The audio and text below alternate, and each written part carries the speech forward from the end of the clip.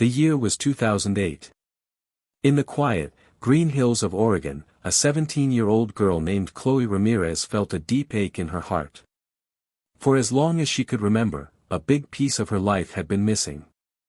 Her father, Robert Hale, had simply vanished years ago, leaving behind only questions and a silence that grew louder with each passing year. Everyone in their small town had their own ideas, whispers really, about what might have happened.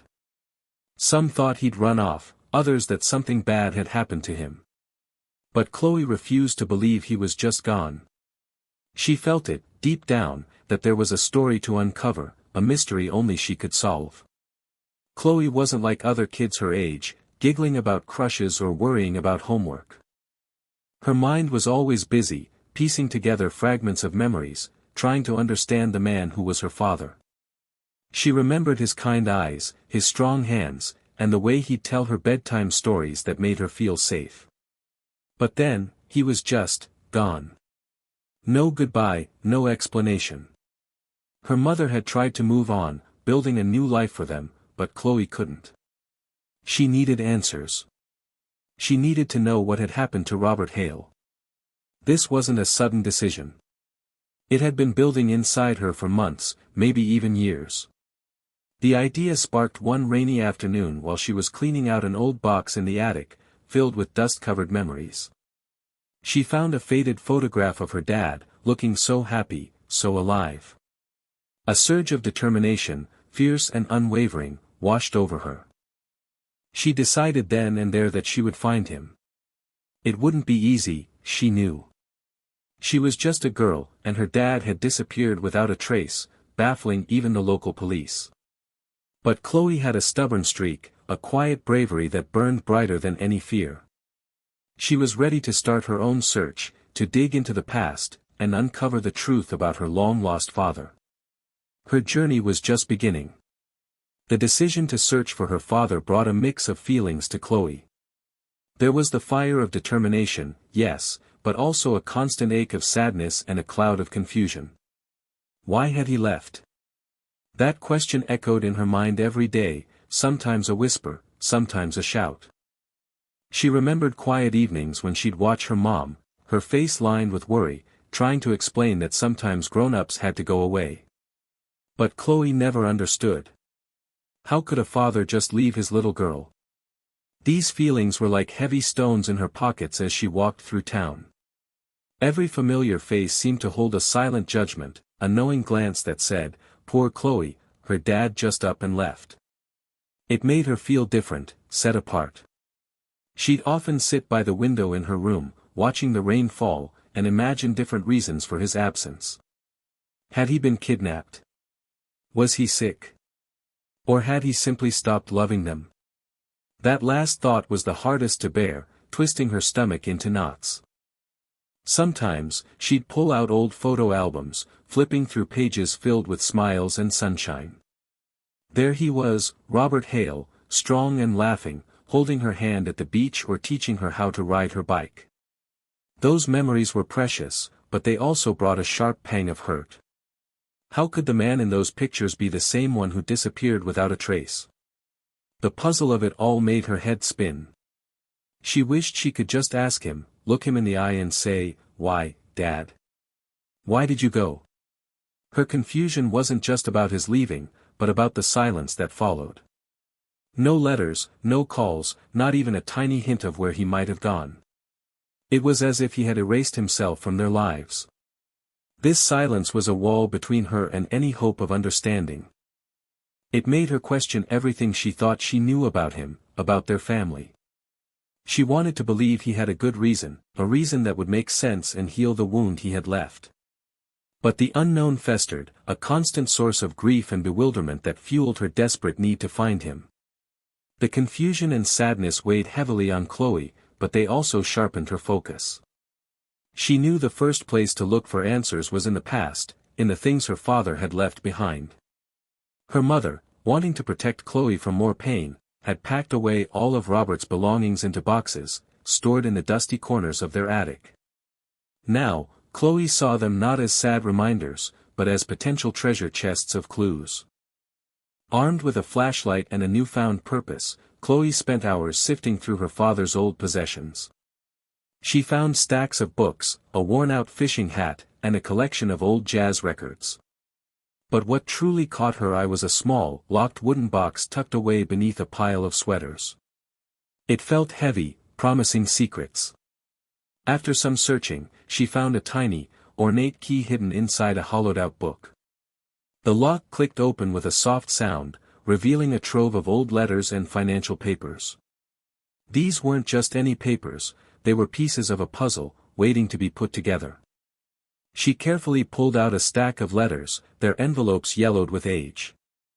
Most were from distant relatives, talking about everyday things, but a few stood out.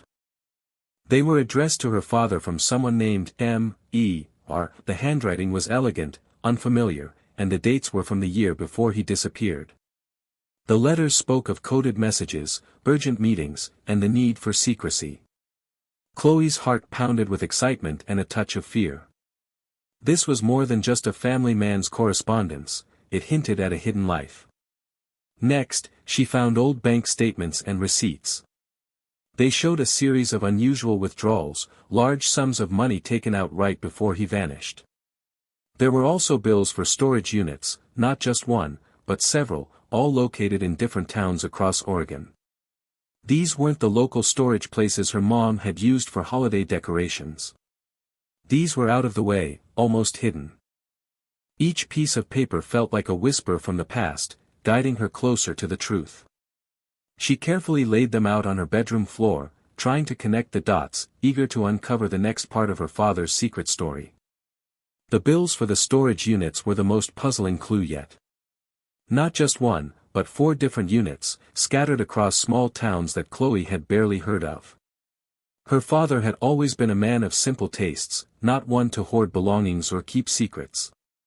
Yet, these receipts painted a picture of careful planning, of something hidden away from prying eyes. The addresses were precise, but the purpose of these units remained a mystery. Chloe felt a shiver of excitement and unease. This was it, the real beginning of her search. She knew she couldn't just call these places, that might alert someone, or worse, cause whatever was inside to be moved. She needed to see them for herself. Using her meager savings and telling her mom she was visiting a friend for a few days, Chloe borrowed her mother's old car. The first storage unit was in a town called Willow Creek, about an hour's drive away. The drive was tense, her hands gripping the steering wheel. Willow Creek was even smaller than her own town, just a main street with a few shops and a gas station. The storage facility was on the edge of town, a row of drab metal doors baking in the afternoon sun. Finding the unit number from the receipt, Chloe approached it with a pounding heart. The lock on the door was old and rusty, but it was still there. She didn't have a key, of course.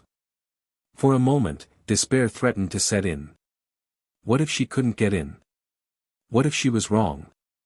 Then, she remembered something her dad used to say, always look closely, Chloe. The answer is often right in front of you. She scanned the door again, her eyes tracing the edges. Tucked into a small, almost invisible crack near the handle, she found a tiny, folded piece of paper. It was a handwritten note, in her father's familiar script, "Key is in the old birdhouse, back of Unit 3B. A surge of adrenaline coursed through her. Unit 3B was just a few doors down. With renewed hope, she found the birdhouse, dusty and forgotten, and inside, a small, silver key.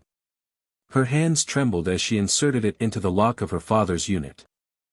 The click echoed loudly in the quiet afternoon. She pushed the metal door open, revealing a dark, musty space. What secrets lay within? She took a deep breath, ready to face whatever her father had hidden away. The storage unit was not filled with treasures or secrets of great value, but rather a carefully organized collection of personal items, old photographs, a few favorite books, a worn leather journal, and a small, dusty box of letters. Among these, Chloe found a new set of clues. The journal, written in her father's hand, detailed his escape, his fears, and his new identity. He called himself Arthur Finch now. The letters, different from the earlier ones, were from a post office box in a tiny, remote town called Havenwood, hundreds of miles away, deep in the mountains. Chloe spent days poring over the journal, learning about her father's desperate decision to flee. He wrote of feeling hunted, of needing to disappear to protect his family, though he never fully explained from whom or what. His words were filled with regret and a deep longing for his daughter.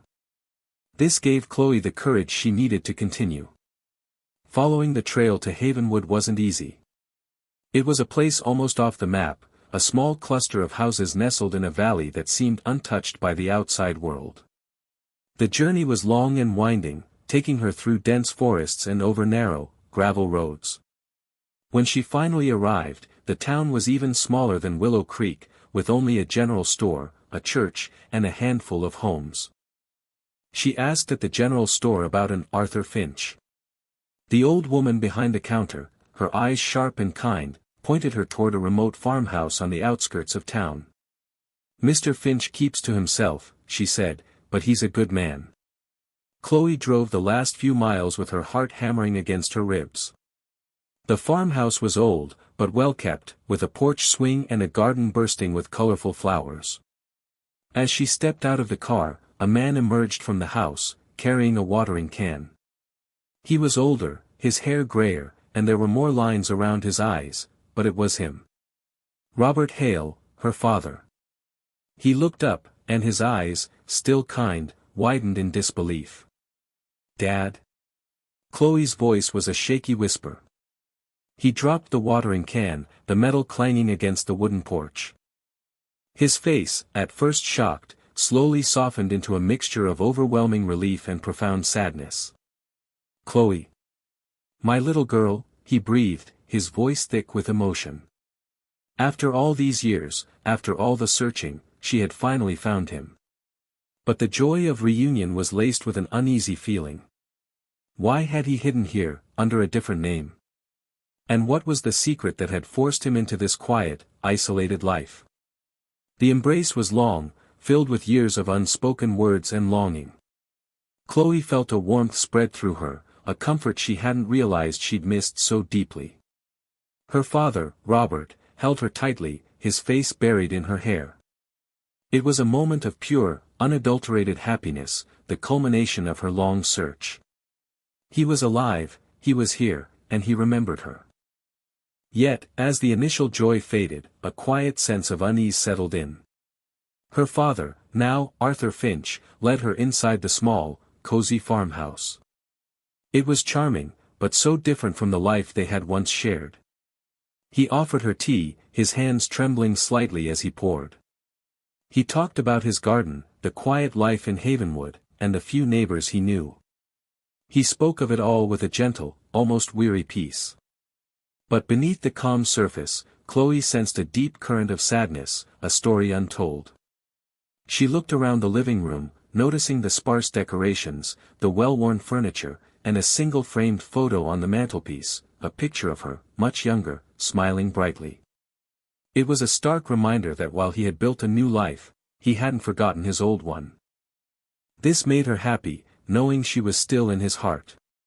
But it also deepened the mystery. If he loved her so much, why the secret life? Why the new name? Why the complete disappearance? She wanted to ask 1,000 questions, to demand answers, but the words caught in her throat. She saw the lines of worry around his eyes, the way he flinched slightly at unexpected noises outside. This wasn't just a man who had chosen a quiet life, this was a man who was hiding.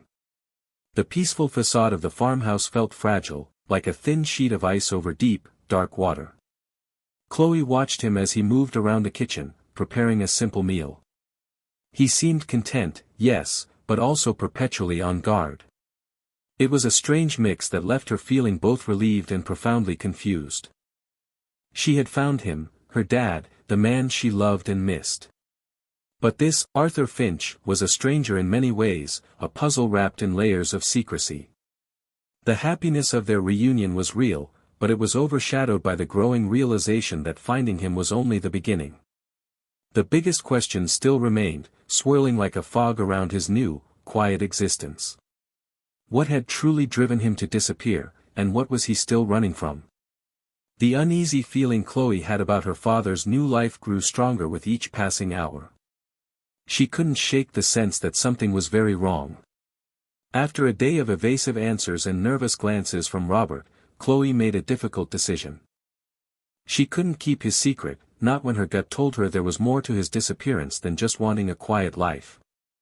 Using a discreet payphone in town, she called the local sheriff's office, explaining that she had found her long-missing father, Robert Hale, living under the name Arthur Finch. She gave them the address, her voice trembling but firm. It wasn't long before the quiet of Havenwood was broken by the wail of sirens. 2 sheriff's cars, lights flashing, pulled up to the farmhouse. Chloe watched from inside, her heart pounding, as her father, looking bewildered and betrayed, stepped onto the porch. He didn't resist when the sheriff, a stern-faced woman named Deputy Miller, began to question him. "Mr. Finch, or should I say, Mr. Hale?" Deputy Miller's voice was calm but firm. "We have reason to believe you've been living under false pretenses. We'll need to search the premises." Robert looked at Chloe, a deep hurt in his eyes, but she knew she had done the right thing. She needed the truth, no matter how painful. The deputies began their search, moving methodically through the house. They checked the small living room, the kitchen, the bedrooms. Chloe watched, a knot of anxiety tightening in her stomach. She saw her father's shoulders slump as they found his old wallet, hidden beneath a loose floorboard, containing his real identification. Then, Deputy Miller's voice, sharper this time, cut through the quiet. "What's down here, Mr. Hale?" She was standing by a small, almost hidden door in the kitchen, leading to a set of steep, wooden stairs. The air grew cold, a sense of dread filling the room. Robert's face went pale. He tried to speak, but no words came out. He simply shook his head slowly, his gaze fixed on the dark opening. Chloe felt a chill run down her spine. This was it. This was where the real secrets lay hidden. The air thickened with unspoken fear as Deputy Miller opened the basement door. A cold, damp smell wafted up, a mix of earth and something else, something stale and unsettling. Chloe stood frozen, her eyes wide, watching the scene unfold. Her father remained silent, his gaze fixed on the dark opening, his face a mask of defeat and despair. Deputy Miller, her flashlight beam cutting through the gloom, slowly descended the wooden stairs, followed by another officer. The sounds from below were muffled at first, then clearer, the creak of floorboards, the rustle of disturbed objects, and then, a sharp gasp from one of the deputies. "Miller, you need to see this," a voice echoed from the basement, tight with urgency. Chloe's heart hammered against her ribs. She wanted to run, to close her eyes and pretend this wasn't happening, but a terrible fascination held her captive. Her father, Robert, finally looked at her, his eyes filled with an unreadable mix of sorrow and resignation. He tried to reach for her hand, but she instinctively pulled back. Moments later, the deputies reappeared, their faces grim. Deputy Miller held up a small, muddy doll, its fabric faded and torn. "We found this, Chloe," she said softly, her voice now gentle, but her eyes held a deep sadness. "And some other things. Wallets, a child's shoe, old identification cards. It looks like a collection. A collection." The word hung in the air, heavy and sinister. Chloe's mind reeled. Wallets. ID cards. A child's shoe. These weren't things her father would simply own. These were personal items, belongings of others. The implications crashed over her like a cold wave. These weren't just random objects, they were clues, grim reminders of people who were no longer there. "There's more," Deputy Miller continued, her voice hardening slightly as she looked at Robert. "A wall of photographs. Missing persons posters, dated years ago. And under each one, a small, personal item belonging to that person." The words hit Chloe like a physical blow. Missing persons. Her father hadn't just disappeared, he had collected pieces of others who had. The picture of the kind, gentle father she remembered shattered, replaced by a chilling image of a man with a dark, unspeakable hobby. The basement wasn't just a hidden space, it was a shrine to his terrible secret, a terrifying testament to other vanished lives. The happy reunion, the quiet peace of Havenwood, all dissolved into a terrifying reality. The basement revelation ripped through Chloe's world like a jagged knife. The man she knew as her father, the one who had disappeared years ago, wasn't just hiding, he was a collector of other people's lost lives. The police led Robert away in handcuffs, his face still etched with that awful mixture of sorrow and resignation. Chloe was left alone in the farmhouse, the silence now deafening, the air thick with a horror she couldn't comprehend. Later, at the small Havenwood police station, Deputy Miller sat with Chloe, explaining what they had found and what it meant. The collection in the basement wasn't just mementos. It was proof. Robert Hale, Chloe's father, was not a victim of some unknown threat, but a perpetrator. He had been involved in the disappearance of multiple individuals, not just from their small town, but from others nearby. Each missing person poster in the basement corresponded to someone he had, in some way, caused to vanish. Deputy Miller spoke carefully, choosing her words to soften the blow, but the truth was a sledgehammer. Robert Hale was a serial kidnapper, possibly worse. He had been living a double life, a seemingly normal father and husband in one town, and a monstrous shadow in another. His sudden disappearance years ago wasn't an escape from danger, but a continuation of his dark work, a way to start fresh and avoid being caught after his first victims were noticed missing. The letters from M.E.R. and the coded messages Chloe had found in the wooden box. They were not from a mysterious ally, but from a former accomplice, someone who had helped him in the beginning, now trying to warn him, or perhaps even blackmail him. The financial records showing large withdrawals were not for escape, but for setting up his new, hidden life, a life built on deception and the suffering of others. Chloe listened, numb. The kind eyes, the strong hands, the comforting stories, all twisted into a grotesque lie. Her father hadn't disappeared to protect his family, he had disappeared because he was a danger to others. He was the monster in the shadows, the reason why other families were aching with the same loss she had felt. The realization was a cold, hard stone in her stomach. The confusion about his leaving was gone, replaced by a horrifying clarity. Her dad had gone away because he was a bad man doing bad things. The truth was a bitter pill, burning Chloe's throat as she tried to swallow it. Her father, the man she had loved and longed for, was a monster. The innocent memories she cherished, his warm hugs, his gentle laughter, the way he'd patiently teach her to draw, now felt tainted, twisted into cruel deceptions. How could the same hands that held hers so tenderly have caused so much pain to others? A terrible battle raged inside her heart.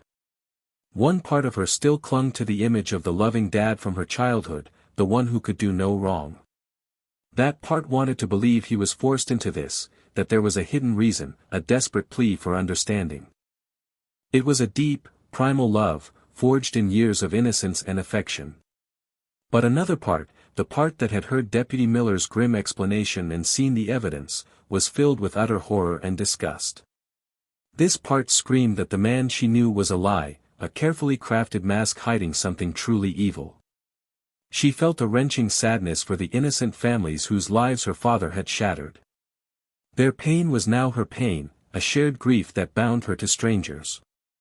The doll, the shoe, the IDs, each item a stark reminder of someone else's missing loved one, someone else's Chloe, searching in vain. The thought made her physically ill. This internal war was exhausting. One moment, she'd remember a tender moment with him and feel a pang of love, quickly followed by a wave of nausea at the thought of his unspeakable acts. She wanted to hate him, to erase him from her mind, but how could she erase half of her own history? He was her father, woven into the very fabric of who she was. The horror of his actions clashed violently with the lingering echoes of her childhood affection, leaving her adrift in a sea of conflicting emotions. Chloe understood now why he had disappeared. But this understanding brought no peace, only a profound, heartbreaking realization that the man she loved was also the source of unimaginable evil. Her world, once black and white in its longing for her father, was now painted in shades of a grotesque gray, a horrifying spectrum of love and betrayal. The news traveled fast, not just through the quiet valleys surrounding Havenwood, but all the way back to Chloe's own small town in Oregon. At first, it was whispers, then murmurs, then a roaring wave of shock and disbelief. The story of Robert Hale, the beloved neighbor who had disappeared years ago, was no longer a mystery but a horrifying truth. He hadn't just vanished, he was a monster. The local newspaper, usually filled with reports of bake sales and high school football scores, splashed the story across its front page: "Missing man found as suspected serial kidnapper." Photographs of Robert Hale, both old ones from his time in town and a new, grim mugshot, dominated the pages. The article detailed the discovery in the Havenwood farmhouse basement, the chilling collection of personal items, and the connection to multiple unsolved missing persons cases across the state. The town reeled. People who had known Robert Hale for years, who had welcomed him into their homes and trusted him with their children, felt a cold dread seep into their bones. Mrs. Gable, who used to bring him pies, clutched her chest, unable to believe the stories. Mr. Henderson, who had worked with Robert at the mill, shook his head in bewildered anger. How could they have been so wrong about someone? Chloe's mother, already scarred by Robert's disappearance, found herself thrust into a new kind of spotlight, one filled with pity and suspicion. People looked at her differently now, wondering if she had known, if she had suspected. Her life, already fragile, crumbled under the weight of public scrutiny. For Chloe, returning home was like stepping into a different world. The familiar streets felt alien, the houses watched her with unseen eyes. Kids at school whispered behind their hands when she walked by. Adults averted their gaze, unsure how to speak to the daughter of such a man. She was no longer just Chloe Ramirez, the girl whose dad left, she was Chloe Ramirez, the daughter of a monster. The community, once a source of comfort, now felt like a suffocating cage, its collective shock and horror reflected in every interaction. The truth had come to light, but its shadow stretched long and dark over everyone connected to Robert Hale. The small town that Chloe had always called home was now a beehive of shock and outrage. The news about Robert Hale, their quiet, friendly neighbor, being a monster had hit them hard. People gathered in hushed groups at the grocery store, their faces etched with disbelief. The coffee shop, usually a place for cheerful gossip, buzzed with angry whispers and fearful questions. "How could we not have known?" was the common refrain. "He seemed so normal." Old Mrs. Peterson, who lived next door to the Ramirez family for decades, couldn't stop crying. She remembered Robert helping her fix her leaky roof, always with a kind word and a warm smile. The idea that such a man could be responsible for such terrible crimes felt like a betrayal of everything she believed about people. Young mothers looked at their children with new fear in their eyes, wondering about the strangers they passed every day. The sense of safety that had always blanketed their small community was shattered, replaced by a chilling suspicion. The local high school, usually a center of youthful energy, was subdued. Teachers struggled to answer students' questions about the man who used to volunteer at school events. Even the principal, Mr. Harrison, a man known for his calm demeanor, looked pale and shaken. The students, many of whom had known Chloe since kindergarten, struggled with how to act around her. Some offered shy, sympathetic glances, while others, fueled by fear and confusion, stared with a mixture of morbid curiosity and outright avoidance. The town council called an emergency meeting, trying to address the community's fear and sorrow. The mayor spoke of healing and resilience, but his words felt hollow against the backdrop of such a profound violation. The truth about Robert Hale wasn't just a news story, it was a wound inflicted on the collective soul of the town. It forced everyone to question their judgment, their neighbors, and the very fabric of their peaceful existence. The man they thought they knew was gone, replaced by a terrifying stranger, and the shock of it left everyone reeling, struggling to pick up the pieces of their shattered sense of security. The world had shifted beneath Chloe's feet. Every memory, every cherished moment with her father, now felt like a cruel trick. She spent days locked in her room, the curtains drawn, trying to make sense of the monstrous truth. The confusion about his disappearance had been replaced by a sickening clarity. He wasn't just gone, he was a criminal, a cause of endless sorrow for other families. Her heart felt like it was tearing in two. One half still longed for the comforting presence of the father she remembered, the man who read her stories and taught her to ride her bike. That love, deep-seated and innocent, refused to simply vanish. It was a part of her, a foundational piece of her childhood. But the other half was filled with a cold, hard anger, a profound sense of betrayal and disgust. How could she love someone who had done such terrible things? How could she mourn a man who brought so much pain into the world? She found herself replaying every conversation, every interaction, searching for clues she might have missed, some hint of the darkness lurking beneath his kind smile. Was it always there? Was she blind? The self-doubt was crushing. She felt guilty for loving him, guilty for having searched for him, and guilty for being his daughter. The stares and whispers from her town only deepened her isolation, making her feel like an accomplice to his crimes just by existing. Her mother tried to comfort her, but her own grief and shame were too raw. They were both victims of Robert Hale's deception, left to navigate a world that now saw them through a lens of suspicion and pity. Chloe knew she had to find a way to live with this truth, to separate the innocent girl who loved her dad from the young woman who now knew him as a monster. It was a burden too heavy for anyone, let alone a 17-year-old, but she knew she had to carry it. The past was irrevocably broken, and she had to figure out how to build a future that wasn't defined by her father's horrifying legacy. Days turned into weeks, and weeks into months. The initial shock in the town slowly faded into a grim acceptance, but for Chloe, the echoes of her father's secrets continued to resonate. She had faced the darkest truth, survived the initial wave of horror and grief, and now, slowly, she began to look forward. Her future was no longer a blank page, but a challenging, uncertain path she had to forge for herself. The love for the father she once knew still flickered, a tiny, stubborn flame, but it was now overshadowed by a fierce resolve. She wouldn't let his monstrous acts define her.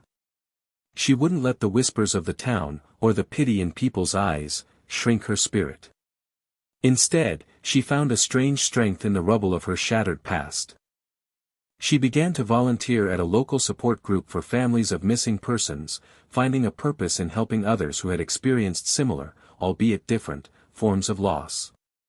It was a way to honor the victims her father had preyed upon, a way to turn her pain into something meaningful. She started writing in a journal, not about her father, but about her own journey, her feelings, her hopes. It was a way to untangle the complicated knot of emotions inside her. She realized that while she couldn't change her lineage, she could choose her legacy. She could choose to be good, to be kind, to be a source of comfort rather than despair. Her relationship with her mother slowly began to heal. They found common ground in their shared trauma, leaning on each other for support as they navigated their new reality. They were survivors, not victims, and together, they started to rebuild their lives, piece by painful piece. As Chloe looked out her window at the familiar, yet changed, landscape of her small town, she felt a quiet determination settle within her. The secrets were out, the truth had been revealed, and the world was irrevocably altered. But so was she. She was no longer just the girl searching for her dad, she was a young woman who had faced the unimaginable and emerged with a clear vision. Her past would always be a part of her, a dark shadow, but it would not be her whole story. Her future, though unknown, would be hers to write, filled with choices that reflected her own strength, resilience, and unwavering hope for a better tomorrow.